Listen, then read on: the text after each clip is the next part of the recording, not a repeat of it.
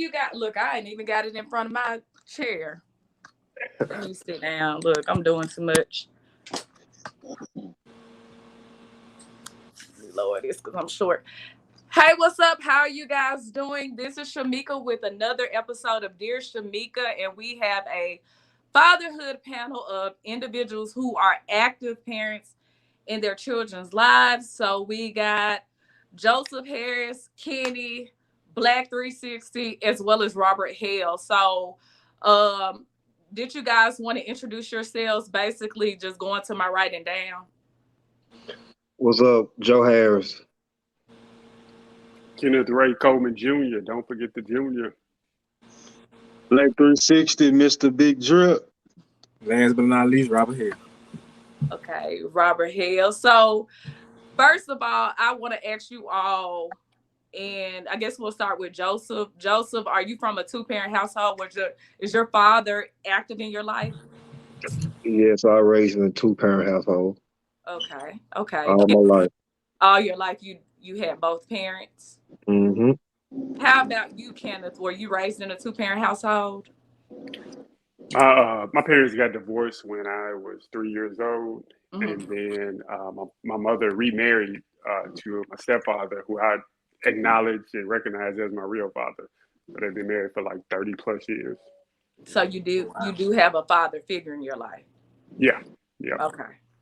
What about you, Black? Yeah, I had both parents. My dad, he worked a lot, but he was always a part of my life. So yeah, I had both parents growing up, always. Okay. Robert, what about you? I had both parents, but not in the same household. When I was around 11 years old, my parents got a divorce, and so I took that. I took that pretty hard. Why did you take it hard? I felt like it was my fault because my parents wasn't very vocal about what was going on, and so I just took what I saw in my experience and kind of, the way I was putting it together. I felt like if I wasn't a part of the equation, it wouldn't be a problem. And you processed that as a child. Yeah, for sure. I was always a very observant child, very forward thinking.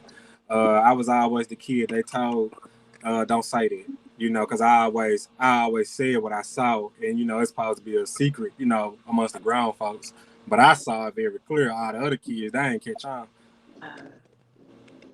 Okay, we see that all of you. So this is going to be more so as opposed to an interview. It's going to be more so of a conversation.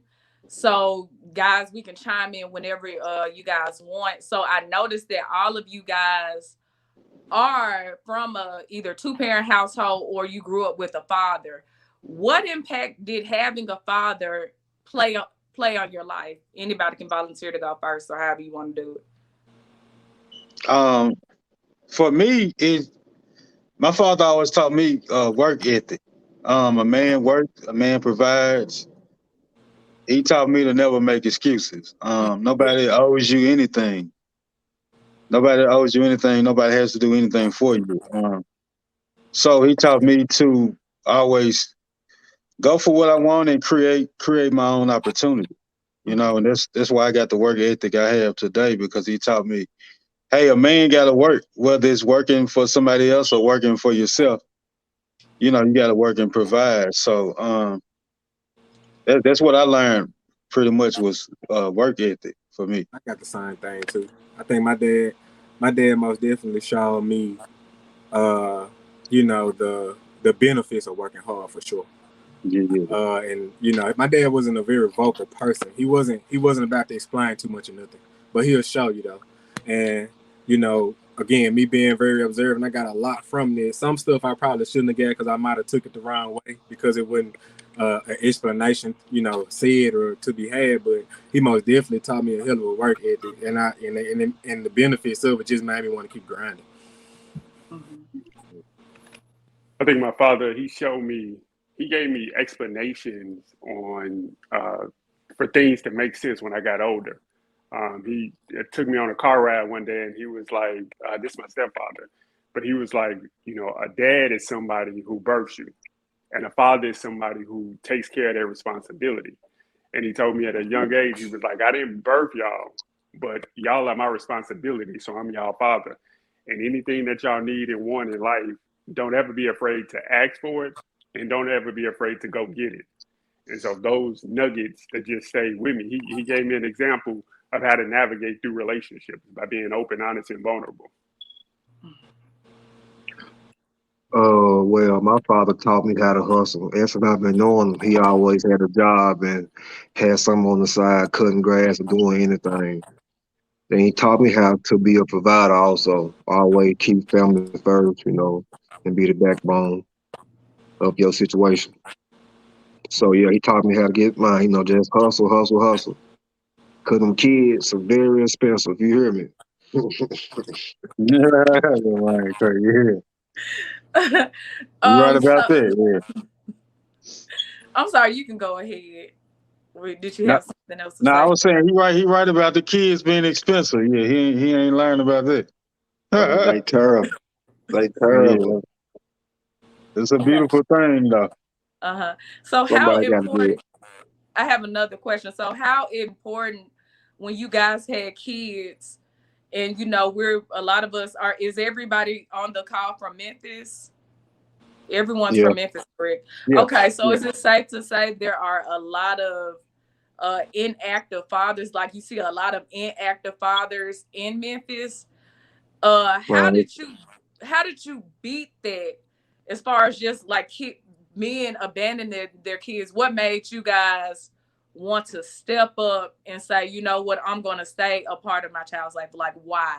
And whoever wants to volunteer to go first can go first. Now, that's an easy one for me because I had a dad.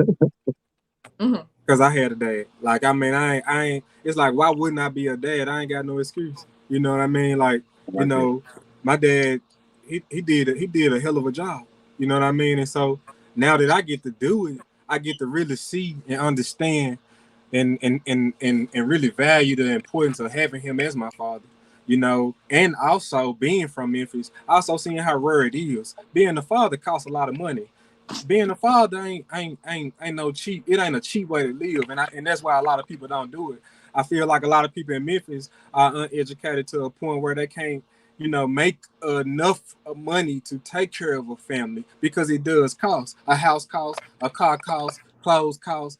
To provide a certain lifestyle for a child in a family, it costs money because in life is ups and downs, and so your finances gonna go up and down, and so you got to be able to ride that out and still keep your whole family under one roof, and that costs. Mm-hmm. Okay. Yeah. Did somebody else want to speak on it? I think for me, it I just know. was. Oh, I'm sorry. You go ahead, man. I just never could be that selfish not to take care of a seed that I made. But I just see so many beautiful kids out here with no father figure, and it's sad as hell. I don't see how a man can even make a child and not want to take care of a child. That's very selfish. That's a sucker to me, a real sucker. So yeah.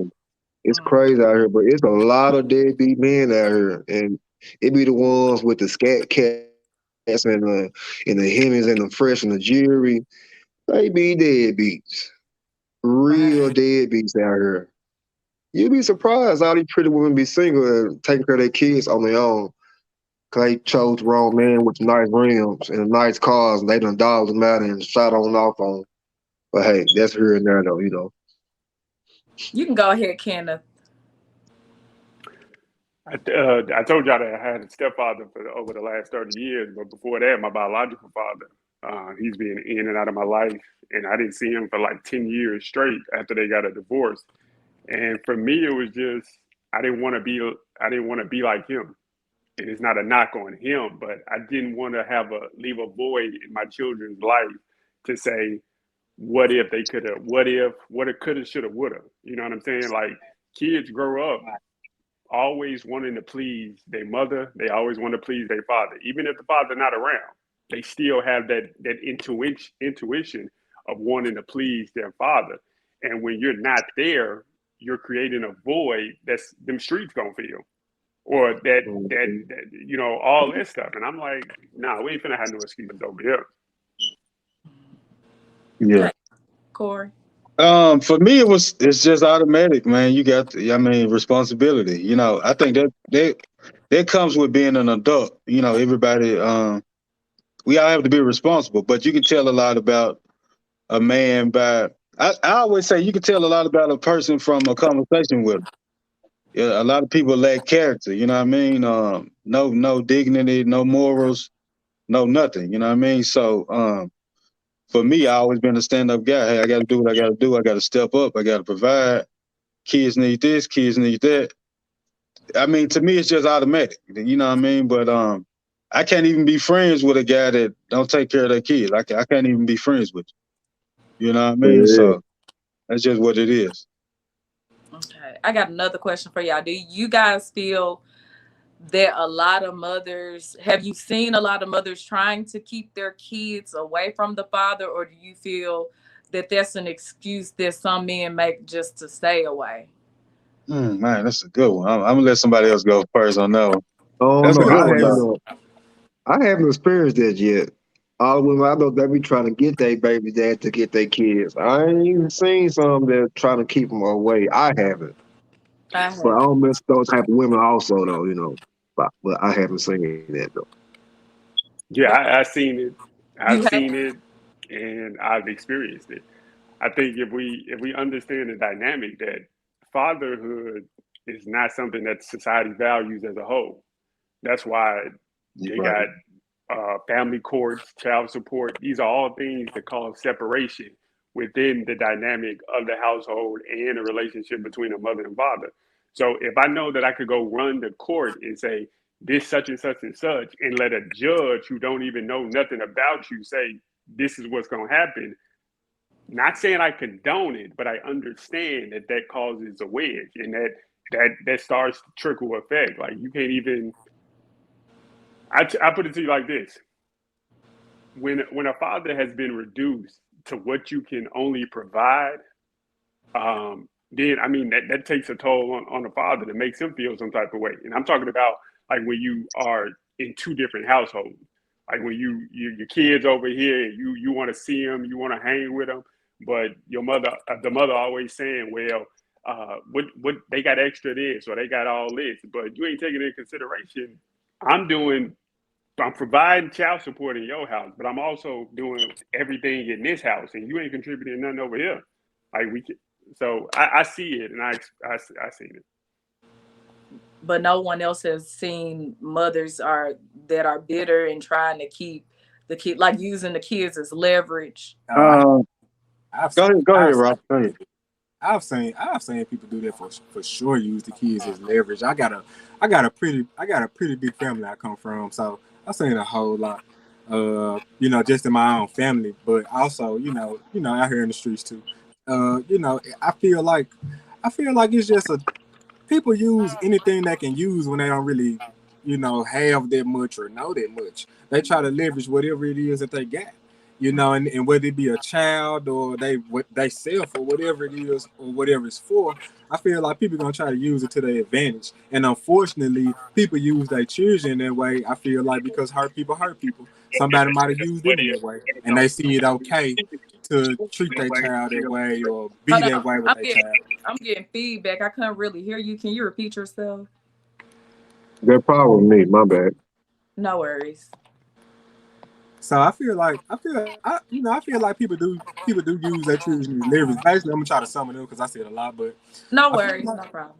I feel like people use their children as leverage because maybe they were used as leverage as a child. They learned it that way or seen it that way. And then also, if you don't have a lot or you don't know a lot, you're gonna use whatever you have. Especially when you're in survival mode to get whatever you want. And unfortunately, children are used as a pawn in that process in a lot of cases because in most cases, that's all these women got. They lack education. They lack, the means to be able to do anything, or they, and they're in their own head. Not saying that they can't do better. A lot of them in their own head, they in their own way, but they use the children as leverage to say, okay, I'm gonna use this child to get the most I can out of this man because I'm so hurt by this man. Or this man did me so wrong. I have some type of, you know, Anna towards that man to say, I'm gonna use this child. I'm gonna keep him away from him. I know he ain't got it right now. He stayed out of the street. I see him struggling, but I don't care. I'm gonna use this child to, make him give me an extra 50. I'm gonna make him do something. And unfortunately, again, the courts are at play. A lot of outside influences at play in there, and you don't really know what's coming from her or what's coming from somebody else and why she doing it that way. Mm-hmm. Um, Oh, go ahead. Yeah, I think I'm gonna tell you this though. Women, yeah, they do that, but also, there's nothing that a real man. There's nothing that's gonna stop him from seeing his child. You know what I mean? There's nothing that's gonna.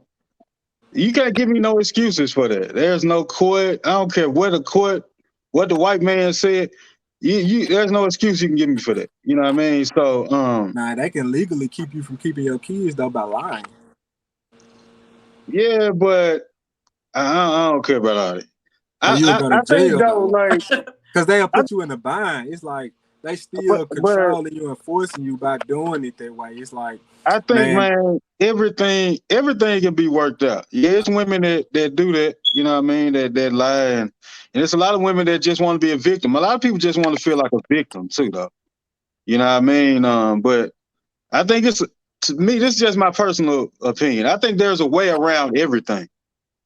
There's more than one way to skin a cat. You know what I mean? So, hey, man, you gotta do what you gotta do. No woman is gonna keep me from my kids. Like, I don't care what you talking about. I don't care what the court talking about. We gonna figure this out, and hey, we gonna get it done. So, I think it's a lot of deadbeats out there. So it's a lot of guys that just don't want to be there. They don't want their responsibility. I know a few of them. You know what I mean? So, it's no excuse you can give me though. That's just me. There's no excuse you can give me. Is there such thing as a deadbeat mother? Yes. All day long, all year long. Oh, hell yeah. Oh, she done started. She done started something, y'all. And what are some of the character? What's some of the character? Because a lot of times we call out deadbeat fathers, but you don't really see people highlight deadbeat mothers. What are some of the characteristics of a deadbeat mother? Oh man, that's always dropping the kids off, making excuses, partying all the time. I knew he was finished. I knew somebody was gonna say. If they like that new FNF song, like just a lot of. I mean, I can just go down the list. Like I can. The song is trash, by the way, but that's a whole nother. That's a whole nother topic. That on Bar Talk. Yeah, that's a whole nother topic, but yeah. Plugging it in there. Ain't tripping. Oh my God. But yeah, I feel like it boils down to the character of the person and not the gender, because we'll give people a pass for not being a good parent. Parenting boils down to the individual, not necessarily the gender. And we'll say, man, he's a horrible man. But what makes him horrible is because it didn't work out between you guys. And also, do you guys feel that men, because a lot of women or a lot of people think the mother is more important than the father. Do you guys, being that you grew up with the fathers, do you feel like both parents are equally as important? And if so, why? Or if not, why? I feel like both parents equal. Like, a father's gonna show you how to be a man, and like a mother kind of show you how to love. So you gotta kind of balance it out. A mother show you know how to treat a woman, and a man, and your father show you how to take care of a woman. You know what I'm saying, or how to be a man. Mm-hmm. That's how I look at it. That's what my folks did. I agree with what. They complement each other. No, they just complement each other. That you can't. You shouldn't have one without the other. A mother is just as important as the father. The father is just important, and when you got both of them together, it's magic. Mm-hmm. Okay. Did someone else want to say something? Speak on that. I agree. Yeah, I think both are needed. Both are important. Because I think when there's a man, but I will say when there's a man in the household, it's more it's more structure, it's more, guidance. You know what I mean? So I think it's very important for a man to be in the household as well. I will say that. But yeah, both players, it go hand in hand. Both play a part. Okay. I forgot to ask you guys, we'll go down the line starting with Joseph. How many kids you have, their ages and their names. If you don't want to mention their names, that's fine also. I have three girls, 16, 11, and 6.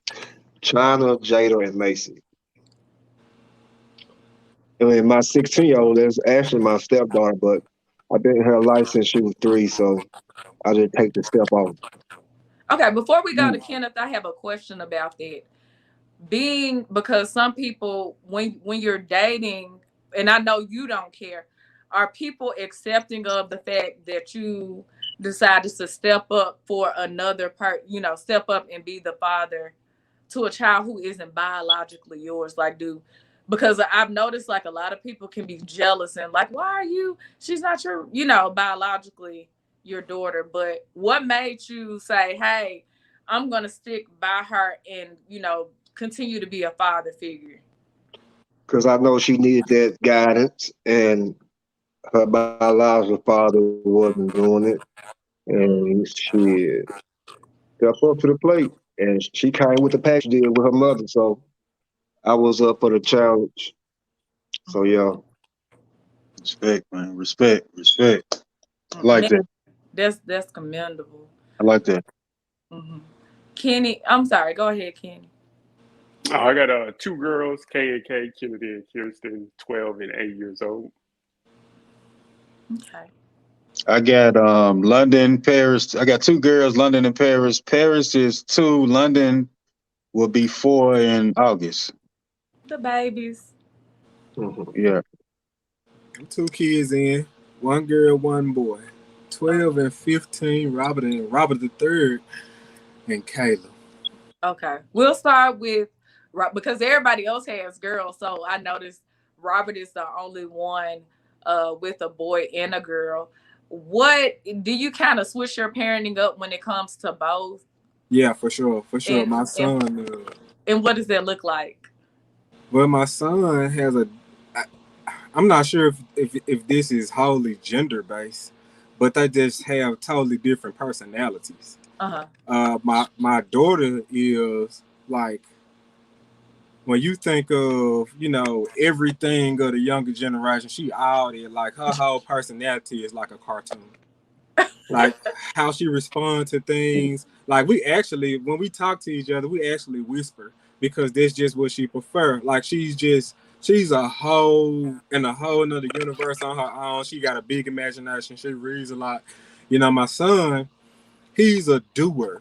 He don't want to read no books. He don't want to read the instructions. And I feel like I encouraged that, because he was always with me, when me and Tam was trying to build up something for ourselves. I always took him to work with me. I always took him everywhere I went. I always gave him something to do. And I taught him how to take care of himself. I showed him how to do it. And so now that's how he is. And so when it comes down to him doing stuff, I don't talk to him as much. We're not as talkative. It's more of a, I just let him know what he needs to know, because that's all he want to know. And he want to put them headphones back in, and he go back into his world. And wearing them hoodies in the heat. Yeah. So I don't, that's how they express themselves. I ain't got nothing bad to say about it. I'm excited to be a part of it and see it, because I know I did a lot of stuff that my parents couldn't understand. So, I'm excited to have 2 different personalities, and because it helped me. It made me better. It helped me understand things about myself that I didn't know, or they put me in a mind state and make me think about stuff that I wouldn't think was important, but it's important to them. Okay. And I know a lot of you, as far as, let's say, when let's say a situation doesn't work out, bad mouthing the other parent. I've noticed a lot of people, they'll bad mouth the the mother or the father to the kid, like, you know, your mama ain't no good or your daddy ain't no good. How do you guys feel about that? And what should people like what advice would you have for people Stop who doing are that. they may feel their intentions may be, you know, this is going on with me and their father or their mother, and I just want them to know what type of person their mother or father is. Even if it's the truth, what advice do you have for parents that do things like that? I say go heal, go heal. Because the important part of it is, I give y'all a quick story. I told y'all about my biological father, and there was times where he would say that he would come pick us up, and he never came to pick us up. And my mother knew of what he was, and she'd always shielded and protected us from that.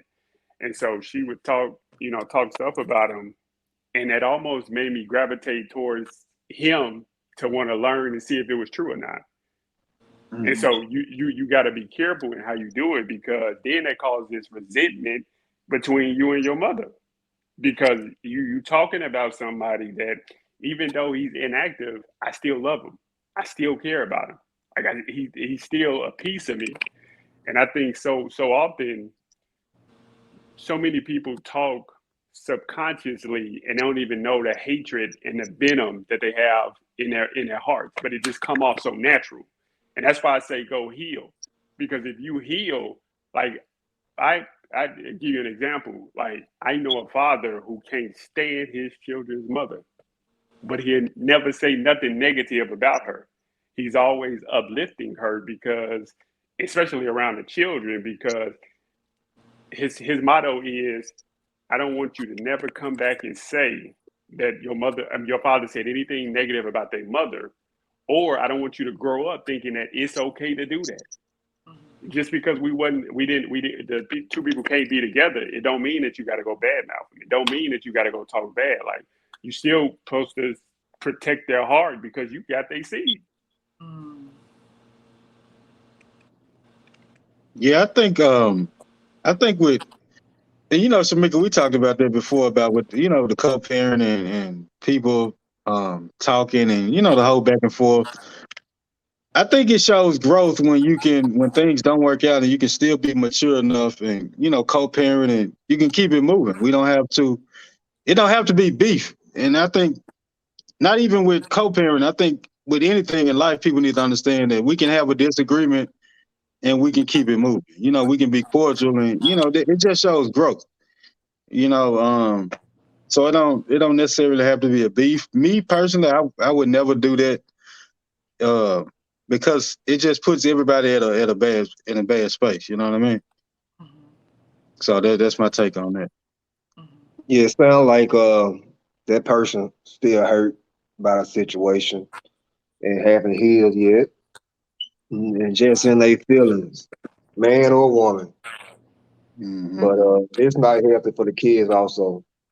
Now they put it on different sides and all that. So no, I'm not with it. It's like you put the kids in a situation where they got to choose a side. Yeah. And I so, feel like you know, I feel like it's that too, but it's also when people have babies and don't stay together, you make them choose a side anyway, no matter what you do after that. It's like, because y'all not together no more, and, you know, like, for instance, when my parents separated, my brother was more apt to go over my mom's house than I was. I'd rather stay with my dad. Like, my parents didn't talk bad about each other, but just naturally, we picked a side, because there are two sides.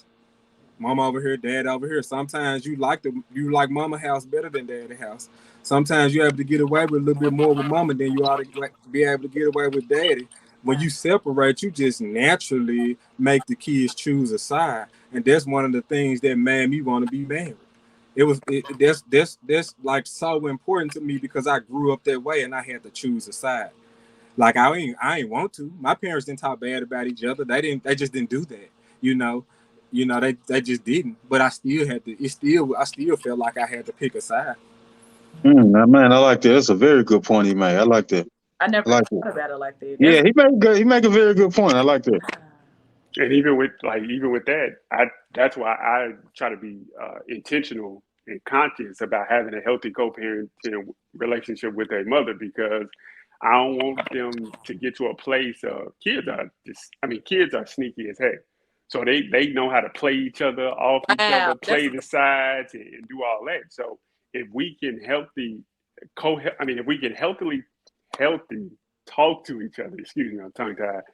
But if we can talk to each other and not no animosity, no beef, then we make them choose the relationship and not one side, if that makes sense. But I definitely agree with your point of view. Man, I'm taking it all in, because I love Robert's point about naturally being. I never thought about it like that. You're having to pick a side because you have two parents. Yeah, it's like y'all not together. Like, for instance, like, you know, man, because I grew up like that, I didn't want, sometimes I didn't want my mom to come to an event or a celebration I was having, or I didn't want my daddy to come because they might would bring my step parents, and they probably, again, not saying, but kids pick up on body language too. I can tell that they don't get along. You ain't just gotta say, people always undermine children and think children ain't they smart. Children smarter than you. Oh, they smart, yeah. You got to understand they learning and living faster than you. You got to stop what you doing to go to work. A child ain't got to go to work. A child can sit there and learn all day long, and you got to do what you got to do. So a child picking up and moving through life faster than you, and they learning a lot of it from you and what you do and your body language.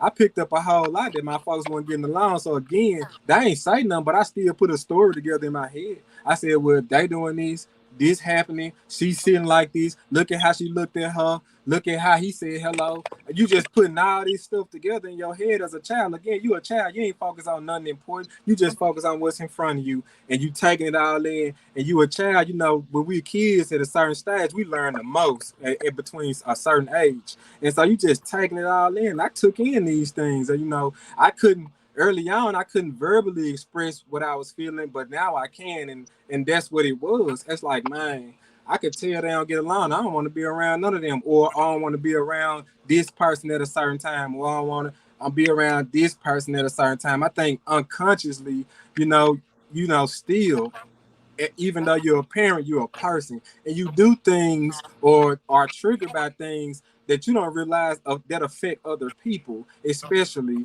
the children. Wow. That took me. I had another question, but wow. Okay, this was my question. So everybody on this panel does. I know Robert has one son, but everybody else, has girls, and Robert also has a girl. What kind of impact do you guys feel a father makes on his daughter's life?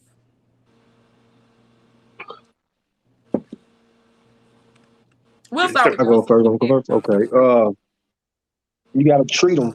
You gotta treat them like princess. I mean, you got to spoil the shit out of them, and not just with money. Just spoil them with love, time, knowledge, especially on these knuckleheads. I'm the type of daddy I'm gonna try to keep it funky with my kids, because the world ain't gonna sugarcoat nothing. Right. So I don't know why we sugarcoating it, because the world gonna give it to them raw and uncut. Yeah, but having teenage daughters hard. It's hard. I ain't gonna lie. Then they pretty, so that's even worse. The little boys. Even the boys. It's the men. What do you mean? The boys don't be studying the girls. The boys don't most of them. It's the men looking at the kids. You talking about grown men? Grown. What's funny? I made a post about that the other day, because when we went to Whitehaven, a lot of adult men used to circle around the school and actually pick up kids. Like, I remember plenty. I used to see plenty of them. Yeah, it's going on. It's still probably going on to this day. It's probably not gonna that's stop. gonna be my next question. We're gonna come back to that. But go ahead, Kenneth. What impact do you feel being in your girl's life has on them? I think my godmother told me, she gave me this advice when I told her that I was bringing a kid into the world, and she said, make sure your girl/girls now, but you are the first example of what they know a man to be and what love is. And when I say every night, I mean like when I was in the same household to them, like every night I would whisper in their ear and I'd say I love you and kiss them on their cheek when they sleep. And now when they here with me, I do that now. I go in and check on them, and I think I don't want them to have no definition that they get outside that they can't get inside first, because the society is distorted. How they view love, how they view men, how they view fatherhood, that's distorted. But how I define it is something of substance that's going to allow them to have a great life. That's what I hope and pray for. So.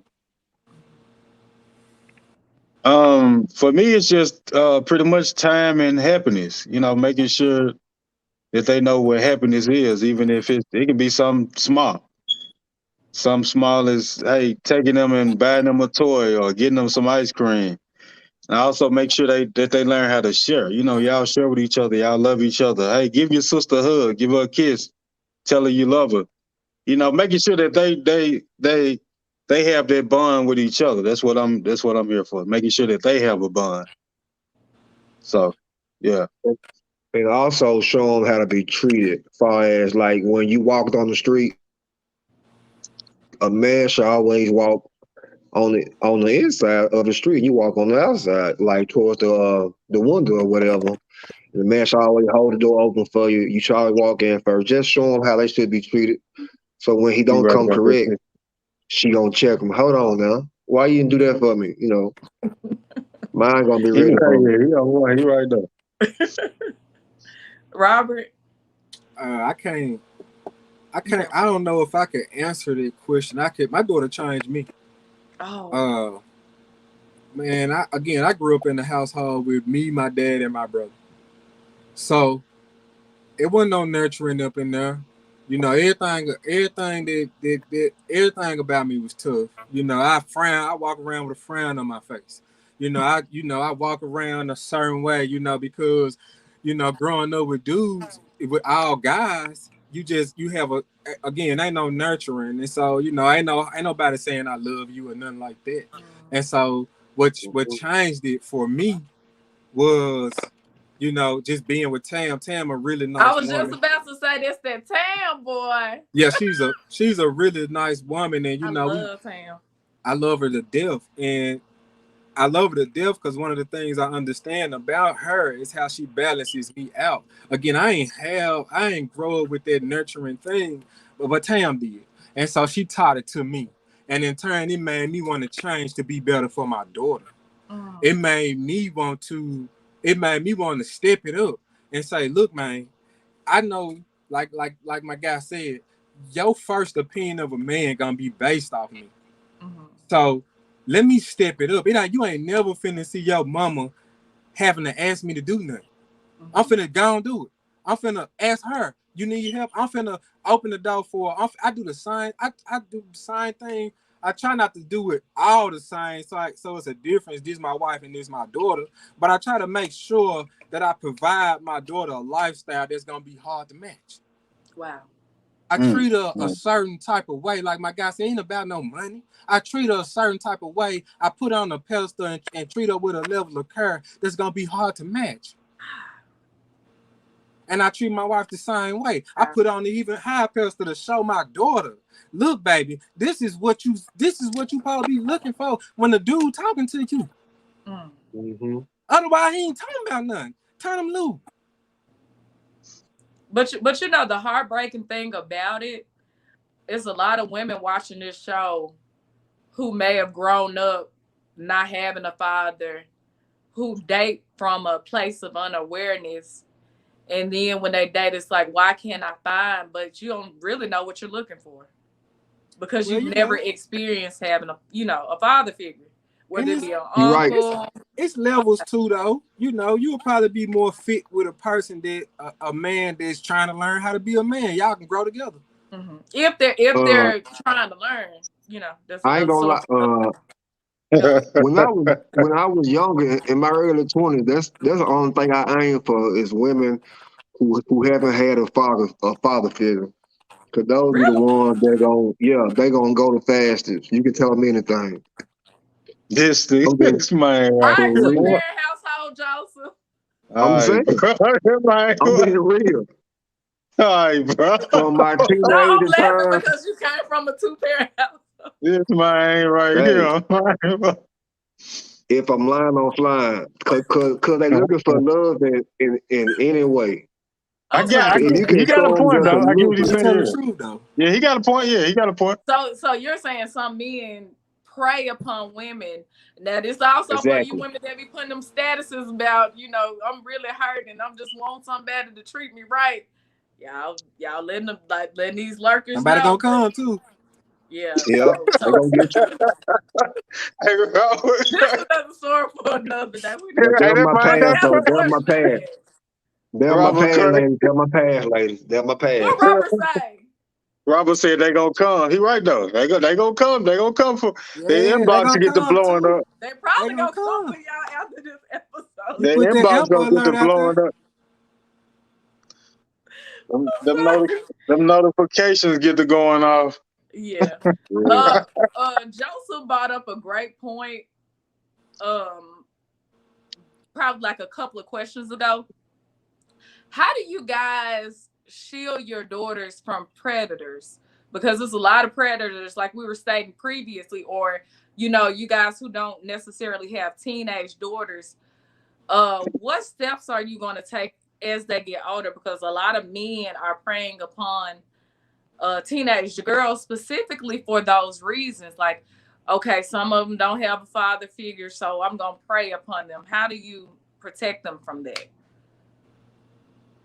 You just gotta teach them the game. You gotta show them like all the moves that you would do to a woman, like all that little slick touching and grabbing you from the back. You just gotta talk to them. But a lot of men not talking to their daughters. They scared to bring up that subject. But shit, we talking about it. Yeah, So we yeah, talking like about just being slick and saying slick stuff and just grabbing you the wrong way. And you can kind of feel a vibe. You can feel a vibe. A child can feel when eyes looking at them and stuff like that. So I just try to tell my girl, just talk to me. I ain't gonna get mad. Just talk to me. Because the moment you Question, get Joseph. mad, they gonna try to sit down on you. Have you ever experienced like seeing like a grown man look at your daughter while you were with them or daughters, and how did you All react the to time. that? Oh, you see Well, it all the time? shit. I see it all the time. Yeah, I mean, you can't do nothing. Like, long as they don't touch. You can't be like, hey, man, don't look at my daughter. And he might have a gun, and there it go. So, as long as you don't touch them. I mean, because they gonna look. So, hey, that's just part of having pretty daughters. They gonna look. Yeah, I don't I, think I'm ready for yeah. I don't think I'm ready. That girl's still small. I don't think I'm yeah, ready you for got a little that while to yet. go. Yeah, You got a I ain't little cause while to see go. that right there what Joseph talking about. See, I've been and went off, man. Yeah, so yeah, I know I ain't playing no games about that, partner. over the Man, my girl time a little bit older. She tall. you gonna She learn not to go Yeah, off. man, that's a rough one right there, though. That's I don't know. I'm a big influence. I mean, that's my that's what I try to leverage over everything. Is to be so influential that she hear me in the back of her head when I ain't there. Hmm. Daddy said, Daddy said, Daddy said. Like, I'm always trying to be as informative as I can, and at the same time, not I want to turn my daughter on to what's going on, but not turn her out to it.